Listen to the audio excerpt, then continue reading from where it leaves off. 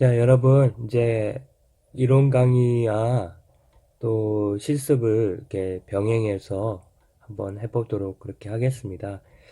이제 남은 게요, 교사 리더십 관련된 부분하고요, 또 학급이 무엇인지, 또 학급 경영이 무엇인지에 대한 이론적인 부분에 대한 강의 부분이 되고, 이제 그 계속 실습을 진행하면서 13주차나 14주차 정도에는 이제 여러분들 그 기말기 시험 어떻게가 걱정이 되시죠?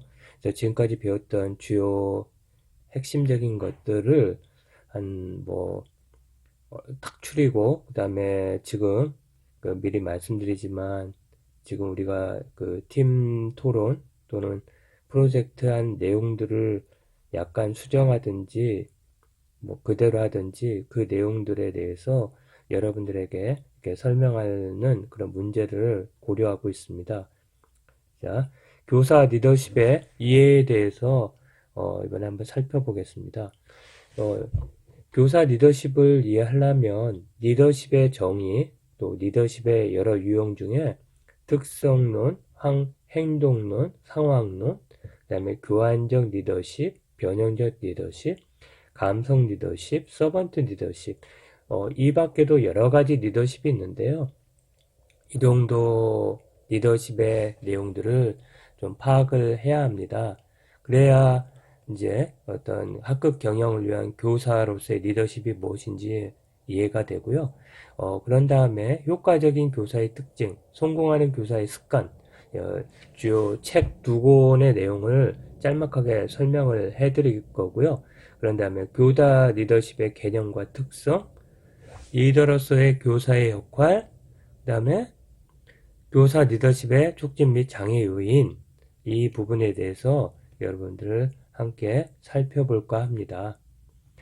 자, 그러면 리더십이 뭘까요? 리더십은 어떤 조직에서 공동의 목표를 달성해 나가는 과정에 영향을 미치는 힘이라고 볼 수 있습니다. 어떤 조직에 있어서 공동 목표를 달성하는 데 있어서 리더가 어떤 영향력을 미치는 거예요. 누구에게? 팔로우들에게.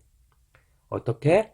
어떤 직권이나 여러 가지의 그 직위에 해당되는 권한을 행사해 가지고 내가 지금 사장인데 이거라는 명령을 했으면 시킨 대로 해. 이런 것들은 하나의 리더십이 될 수가 없습니다. 내가 교사인데 너 말 안 따를 거야? 이게 아니에요.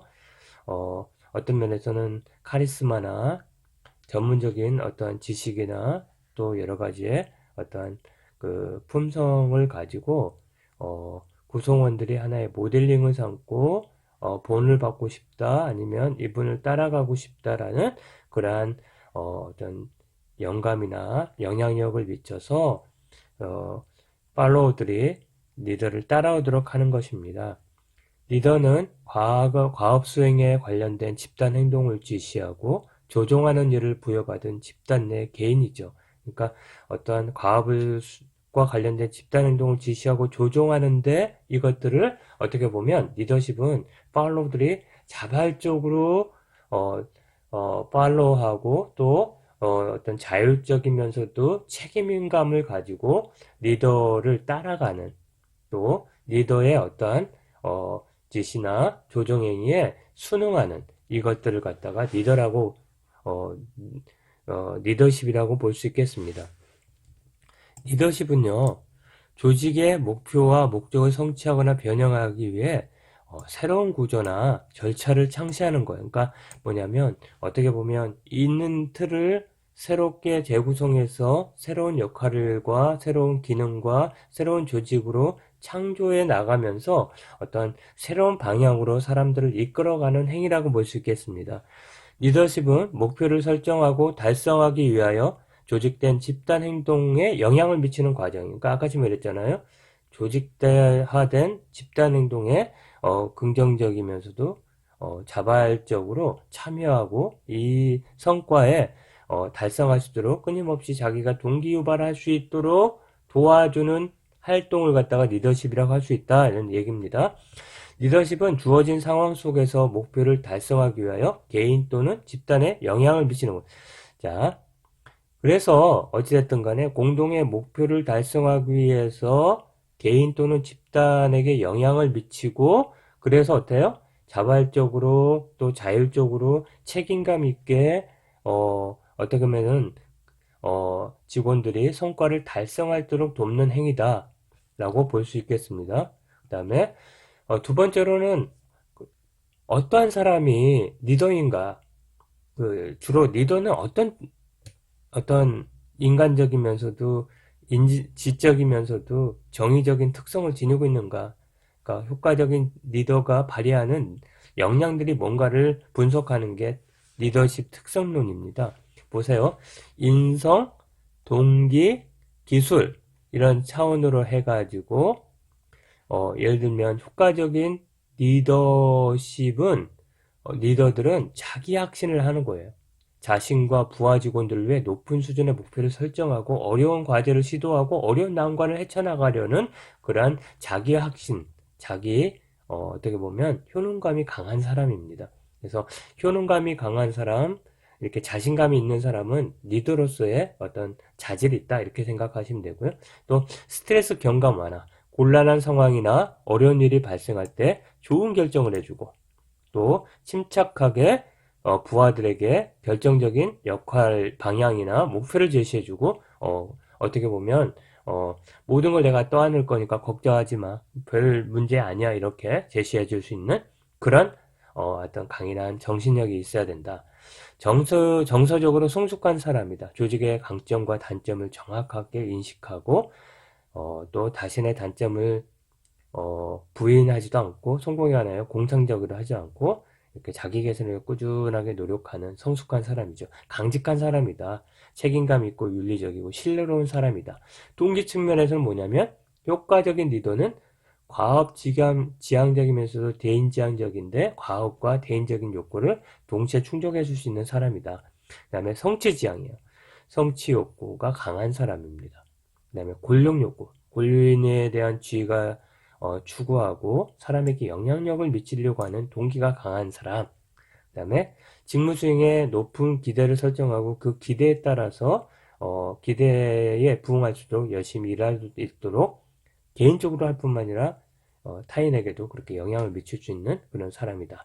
기술적이면 기술적인 측면, 어떤 전문적인 스킬이나 기술에 아주 정통해야 된다는 거. 그다음에 인과관계적인 그러한 여러 가지 어떤 네트워크나 소통이나 어떤 대인관계에 어떤 기술이 있어야 된다는 거. 그다음에 구상적인 거. 아주 복잡한 문제와 상황을 끊임없이 계획하고 조직하고 기획할 수 있는 능력.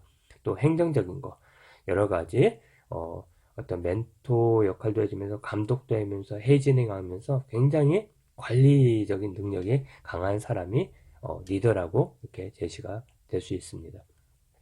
자, 리더십의 지향점은 여러분들 과업이나 조직만 강조했을 경우 또 인간적인 측면들이나 배려가 강한 측면 어느 측면을 행동을 해야 효과적인 리더십을 발휘할 수 있을까요? 그래서 효과적인 리더가 이렇게 어떤 행동을 하는지 어떠한 경향성을 가지고 리더십 발휘하는지를 관찰해 가지고 이렇게 효과적인 리더의 어떠한 행동들을 분석하는 게 행동론인데 과업 두 가지가 있어요. 하나는 과업이나 조직이나 구조를 지향하는 지도자가 있고요. 또 인간 배려이나 지향 지도자 이 두 가지 측면으로 이제 그 리더십 이론에는 제시를 하는데 과업이나 조직이나 구조 자 지난번도 얘기했어요. 조직 없는 개인은 있을 수 없고 또 개인 없는 조직은 있을 수가 없어요. 둘 다 중요해. 개인과 조직은. 글쎄, 구성원 각자에게 기대되는 역할을 분명히 해주고 임무를 배정하고 미리 계획을 세우고 일을 처리하는 방법과 절차를 세우고 결실을 보기 위해 리더십을 발휘하는 리더자의 행동들이 있고 또 하나는 인간 배려이나 지향적인 지도자가 있어요. 조직 구성원들의 욕구에 깊은 관심을 가지고 부하 직원으로 하여금 의사결정 과정에 적극 참여하도록 하고 소통하고 뭐 이렇게 하는 거예요. 자, 이렇게 학급적인 교사로도 이런 리더십을 발휘할 수 있겠죠. 한 방면에서는 학업 성취나 또 학급의 목표를 달성을 위해서 굉장히 그런 과업을 지향한 또는 학급의 운영적인 측면을 강조하는 측면도 있어야 될 뿐만 아니라 또 한편에는 학급에 있는 학생의 개개인의 어떤 욕구나 또 여러 가지 어떤 참여적인 부분이나 소통이나 이런 걸 강조하면서 개인의 동기를 부여해 줄 수 있는 학생들의 학습 동기나 어떤 여러 가지 참여적 의사결정을 보장해 주면서 어떻게 해요? 적극적이면서도 자발적으로 어떤 학급에 참여하면서 민주적인 어떤 시민성을 가질 수 있는 그런 부분들을 도와줘야 되잖아요. 그래서 양면이 다 필요하지만 그러나 교사로서는 이런 두 부류로 나눠질 수 있다라고 이렇게 본 겁니다. 근데 상황론은 뭐냐면 앞부분에서요.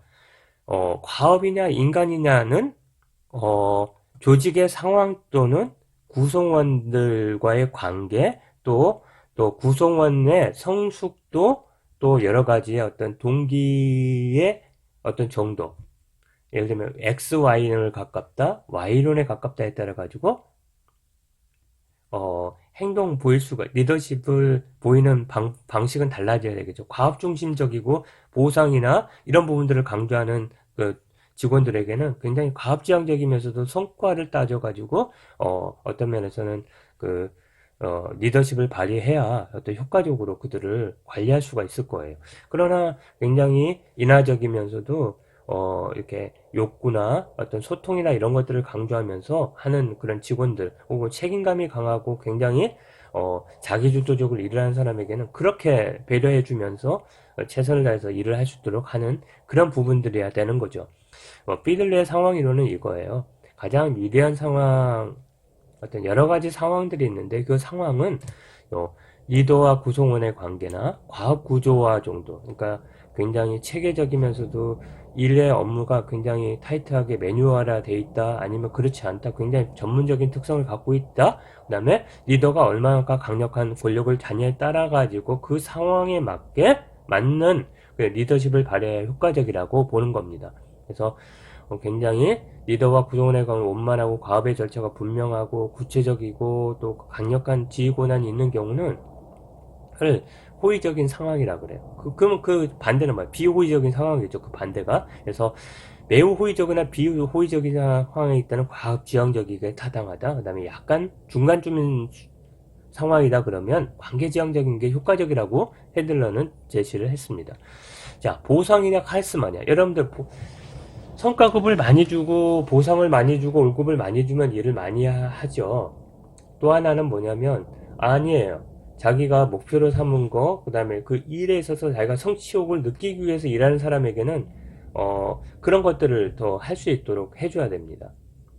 그런데 이제 교환적 리더십과 변혁적 리더십이 있는데요. 교환적 리더십은 교환 관계에 기초됩니다. 자, 내가 이런 것들을 내가 너한테 배려를 해줄 수 있고, 이런 것들에 어떠한, 너가 일을 이만큼 하면 성과급을 줄 수 있고, 휴가도 보내줄 수 있고, 또 승진하는데 밑받침이 돼서 내가 잘 줄을 대줄게. 그러니까 이 일을 좀 도와줘. 이렇게 하는 것들이 교환적인 거예요. 그러니까 보상을 일정의 심리적이면서도 물질적인, 어떤 재정적인 보상을 줌으로써 구성원의 행동을 유도하는 것이 교환적 리더십이고, 그래서 교환적 리더들은 구성원들이 업무를 통해서 얻고자 하는 것이 무엇인가를 인식하고 그거를 충족해 줌으로써 업무 성과를 높이게 하는 거예요. 또 구성원들의 노력이나 보상과 보상 약속을 교환 관계로 보는 거예요. 이걸 해주면 내가 이걸 해줄게 이런 거죠. 그 다음에 업무 수행을 통해서 달성할 수 있는 그런 이익, 내가 이것들을 하게 되면 내 승진에 도움이 돼. 이것들을 하게 되면 굉장히 뭐 다른 부서에 이전이 뭐 부서로 이동이 가능해. 뭐 이런 것들을 통해서 어떻게 해요? 교환적 관계를 통해 한다는 거예요. 이게 번스가 얘기했습니다. 이걸 갖다가 교환적인 리더십이라고 얘기를 합니다. 그러면 바스라는 사람은 변혁적 리더십을 제시했어요. 어떻게 했냐면 그렇지 않아. 리더는 어떻게 보면 변혁기에 있는 새로운 어떤 지금 위기 상황에서 어떤 새로운 돌파가 필요하거나 지금 어떤 새로운 사람들의 관점을 가지고 새로운 일이나 일의 방식이나 절차를 통해서 어떤 혁신을 이루어지고 하거나 효율성을 더 탐구자고 할 때 변혁적 리더십이 필요해요. 그런데 이제 변혁적 리더십은 교양 관계가 아니고 리더가 다른 사람들이 새로운 관점으로 그들의 일을 보도록 자극하는 것. 또 일의 사명이나 비전을 인식하도록 하고 그런 비전을 공유하면서 그 비전 안으로 이끌어서 어떤 이 비전을 실현한다면 굉장히 나에게 가치가 있는 것 같아 라고 보여주는 거. 그 다음에 동료와 구성원들의 능력이나 잠재력을 더 높은 수준으로 개발하도록 끊임없이 조언해주고 멘토링해주면서 어떻게 보면 어떤 새로운 일이나 새로운 일의 방식이나 절차를 처음 겪어보지 못한 사람은 시행착오가 일어날 수 있는 이런 것들에 대해서 충분한 조언을 해주고 이런 것들을 하기 위해서 끊임없는 자기 개발에 어떤 시간들을 확보해주고 이렇게 한다는 거예요. 그래서 그들의 자신의 이익을 위해서 집단 이익을 지향하도록 동기유발하는 이런 것들이 변혁적 리더십이라고 볼 수 있는데요. 어, 학교에서 변혁적 리더십은 어떻게 나타나냐면 방향 설정이에요. 학교장이나 교사가 학급이나 또 이런 학교의 이런 구성원들에게 비전을 만들어서 그 목적에 일치하도록 높은 수행 기대를 갖도록 하고 또 그것들이 굉장히 우리 학교를 변화시킬 수 있다. 우리 학급의 성과를 높일 수 있다는 것들에 영감을 주고 끊임없이 이러한 목표를 공유하도록 노력하는 방향 설정이라는 측면이 있고요. 인적 개발이 있어요. 구성원들에게 개별적인 지원도 하고 지적인 자극을 주면서 끊임없이 개인적인 측면에서 이러한 새로운 일에 있어서 하나의 모델링이 된다는 거예요. 인적 개발은 모델링의 차원이에요. 어떤 거? 어떤 새로운 방향에 있어서 리더가 직접 모델링이 돼갖고 어떤 그 일에 있어서 솔선수범함으로 어떤 일의 어떤 방식이나 절차 등을 충분히 해내면 새로운 뭔가 효과가 나타날 수 있다는 것들을 보여주는 거예요.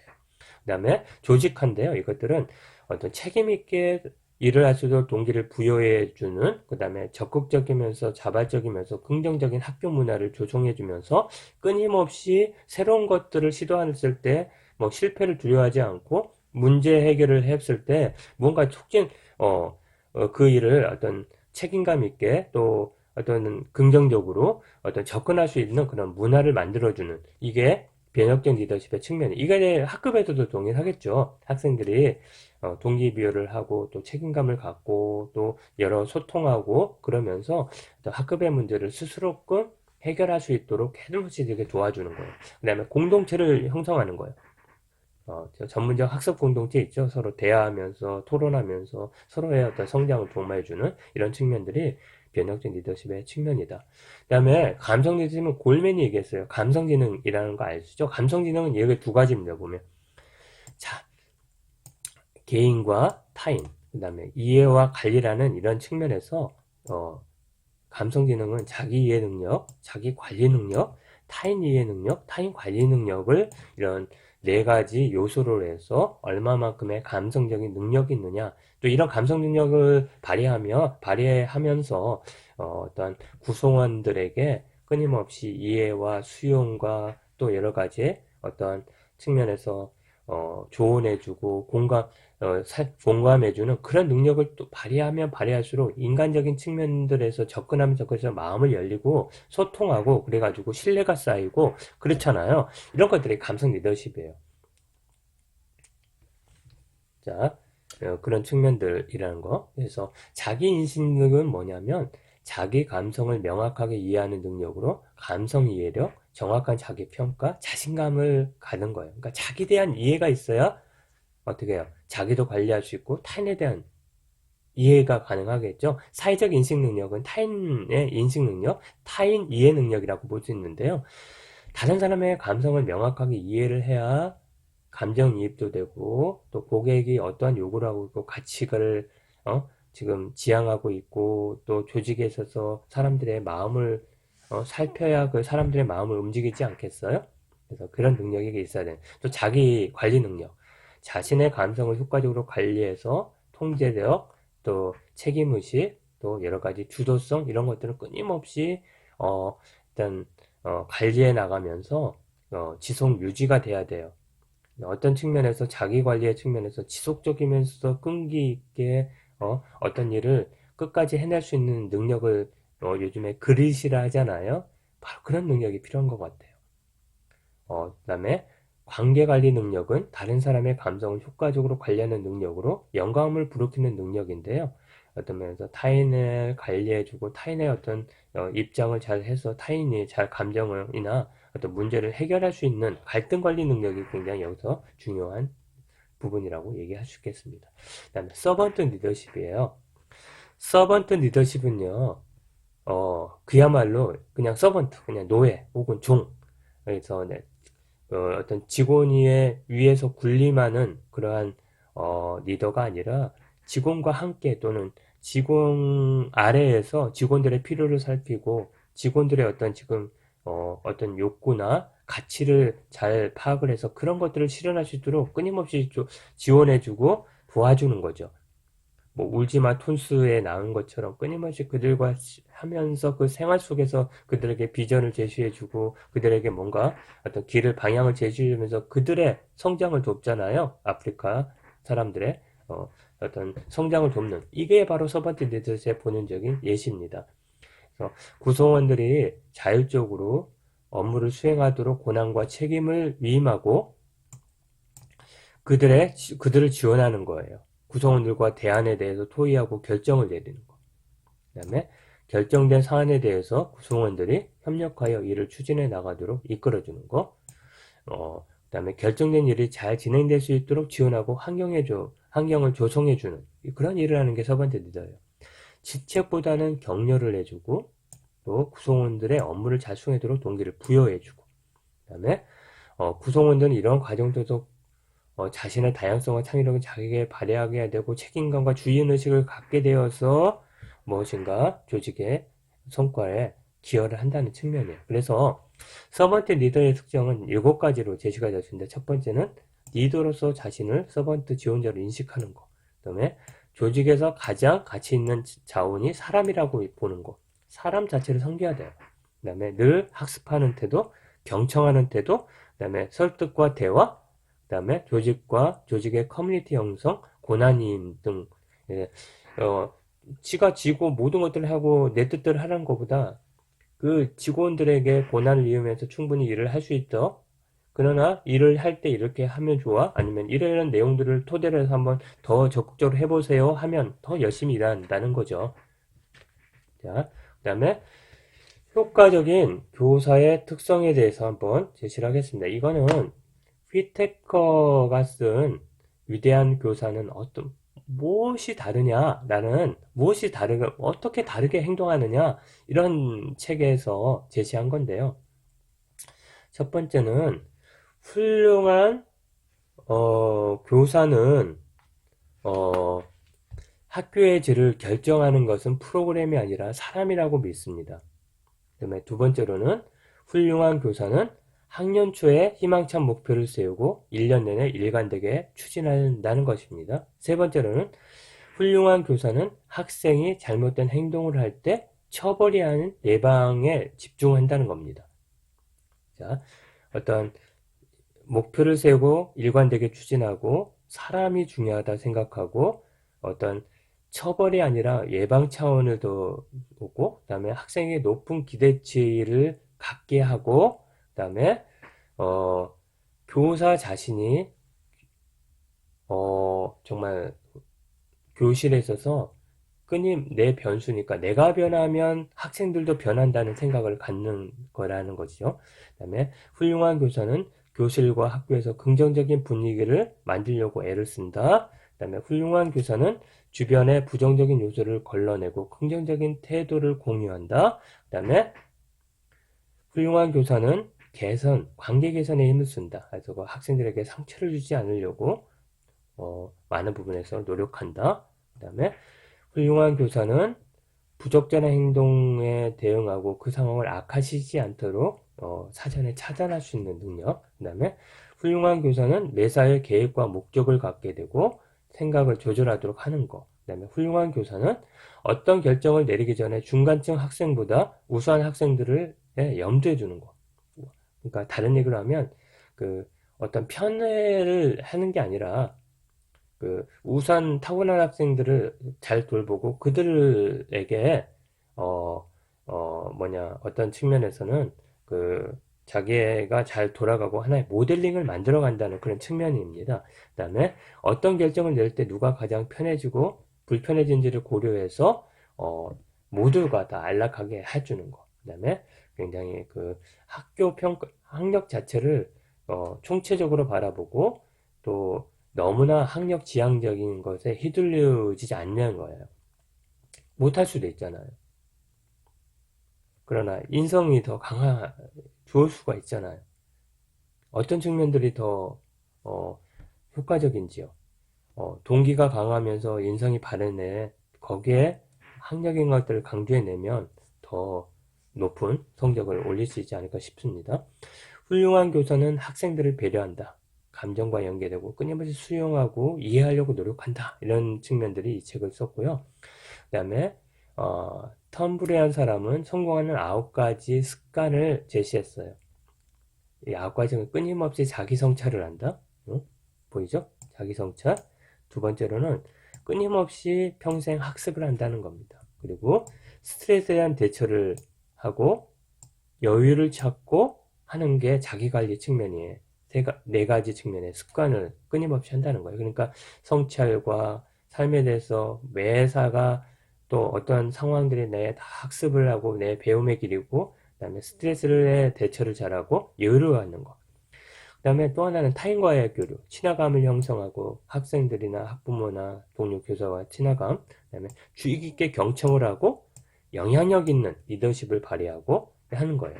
그랬을 때 뭐냐면 영향력 행동, 그러니까 뭐 이렇게 본보기가 되고 뭐 그런 행동을 하게 되고 그런 다음에 영향력 있는 리더십의 행동을 통해 영향력을 확대하는 이런 9가지 습관을 제시를 한다는 겁니다.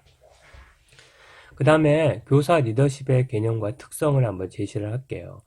교사 리더십은 학생들의 학습이나 생활을 돕거나 동료 교사들에게 미치는 영향이라고 볼 수 있어요. 앞부분에 무엇인가 적극적이고 긍정적인 어떤 영향이라고 얘기했잖아요. 그 다음에 다니엘스는 교사 리더십을 교사의 전문성 활용, 재량권 부여, 고난 이윤과 학산을 통한 학생의 학업 향상과 학교 개선을 도모하는 활동으로 이렇게 교사 리더십을 정의했습니다.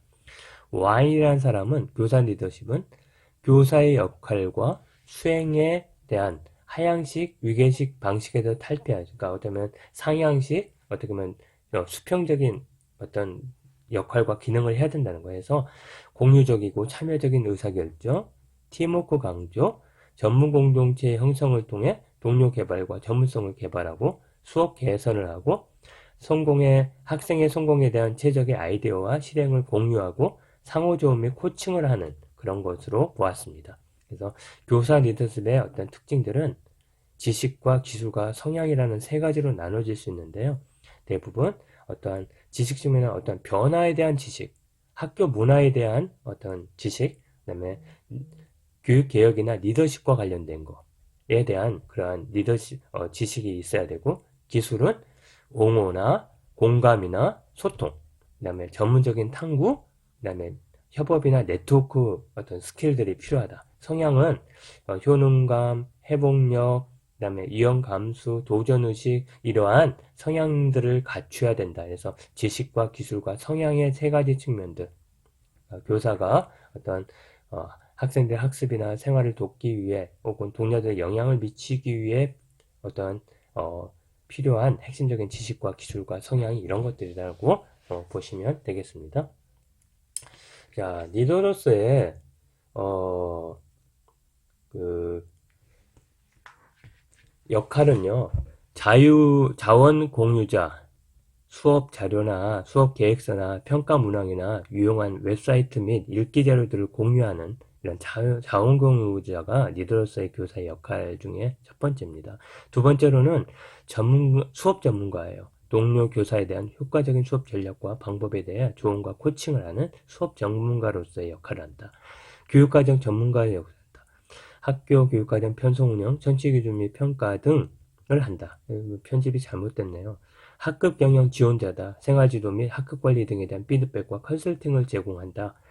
다섯 번째는 학습 촉진자 역할을 한다. 교사의 전문성을 신장하도록 돕고 학생의 학습 조직을 활성화시킨다. 학습 촉진자, 그 다음에 학급 경영 지원자 이렇게 돼 있죠. 학급 과정, 교육 과정 전문가, 수업 전문가, 자원 공유자. 자, 여섯 번째는 멘토입니다. 초임 교사에 대한 역할 모델과 수업, 그다음에 교육 과정, 학교 규칙에 대한 안내자 역할을 한다. 그다음에 학교 리더, 학년, 부서, 위원회 등 다양한 곳에서 하나의 리더로서 수행한다는 거예요. 그다음에 데이터 코치, 수업이나 학생 지도나 학교 운영 관련된 데이터들을 잘 활용하고 그것들에 의해서 의사결정을 해 나가는 거를 데이터 코치라고 합니다. 변화 촉진자, 어떤 변혁적 리더라고 볼 수도 있죠. 새로운 실천 전략에 헌신적으로 도전하는 위험을 감수하는 하고 끊임없는 자기 개발을 위해서 학습자다라고 이러한 역할을 10가지가 있다. 그래서 이 중에 서너 개만 잘 기억해 놓으시면 여러분들 임용고사에서 뭐 어떤 뭐 과정평가든 참여중심 수업을 위해서 해야 할 교사들의 어떤 역할이 뭐냐 그럼 이런 걸 쓰시면 됩니다. 그 다음에 교사 리더십의 촉진 및 장애 요인입니다. 데니엘스라는 사람은 교사가 리더십을 발휘하는데 촉진 요인이 있고 장애 요인들을 문화적 수순과 구조적 수순으로 나누어서 제시를 했고요. 자, 촉진 요인을 먼저 볼게요. 문화적 수준에는 위험을 감수하려고 하는 거. 좀 실수할 수 있고, 좀 실패할 수도 있는데, 이것들을 용인해 줄 수 있는 이런 부분들. 그 다음에 새로운 방법이나 제도에 대한 수용 및 도전 의식을 갖도록 하게 하는 그런 문화. 상호 존경과 신뢰, 지지하는 그런 풍토. 전문적 공동체를 형성하는 이런 문화가 있으면 리더십이 촉진이 된다는 거예요. 구조적인 수준에서는 참여적인 의사결정. 그러니까 누구나 참여해서 자기가 어떤 부분에서 의견을 개진하고 자기의 의사가 반영이 되면 굉장히 적극적이잖아요. 그러면서 뿐만 아니라 고난을 위임해주고 개방적이고 자유로운 토의 절차, 그다음에 협업 및 학습 조직 시간 제공, 뭐 이런 것들을 하게 되면 그 리더십이 촉진된다. 예를 들면 뭐 학교의 어떤 여러 가지의 지금 장애물들을 극복하기 위해서 뭐 교사들은 어떤 식으로 문화를 풍토를 조성하고 어떤 갈등 해소를 위해서 어떻게 해야 되냐 이런 내용들 쓰시면 됩니다. 장애 요인 어떤 교장의 권위나 통제권을 너무 강조하거나 또 너무 조직만 강조하고 교사들의 어떤 전문적인 책임을 보다는 어떤 위계에 대한 어떤 복종을 강조하면 굉장히 리더십을 발휘하기가 어렵습니다. 그러나 또 반면에 수업이나 학생 지도 중심의 학교 운영과 구조, 이건 장애 요인이에요. 너무나 수업이나 잡무나 뭐 협업이나 공동의 어떤 문제 해결 시간이 부족하는 경우는 리더십을 발휘하는데 장애 요인이 될 수 있습니다. 자, 수고하셨습니다.